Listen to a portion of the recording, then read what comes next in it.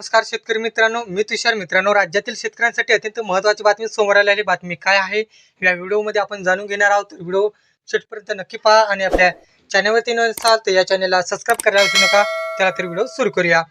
शेतकरी महासन्मान निधी योजनेचा प्रलंबित हप्ता नेमका कधी येणार याबाबत आज अर्थसंकल्पीय अधिवेशनात मोठी चर्चा झालेली आहे.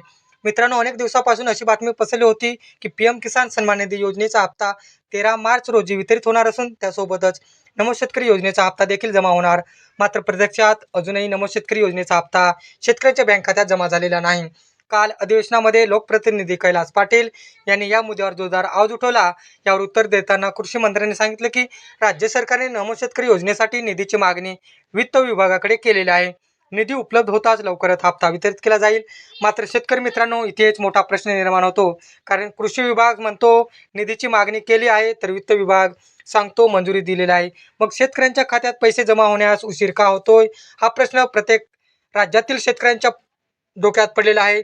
महत्त्वाची गोष्ट म्हणजे यंदाच्या अर्थसंकल्पात या योजनेसाठी मोठी तरतूद करण्यात आली आहे, तरी सुद्धा अजूनही हप्ता वितरित केलेला नाही.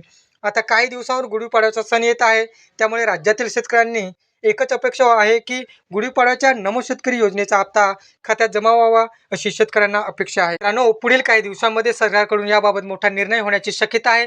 जर तुम्ही शेतकरी असाल किंवा तुमच्या कुटुंबातील कोणी या योजनेचा लाभ घेत असेल तर हा व्हिडिओ नक्की शेअर करा. कारण या चॅनेलवर आम्ही शेतकरी आणि सरकारी योजनांची खरी आणि अचूक माहिती देत असतो.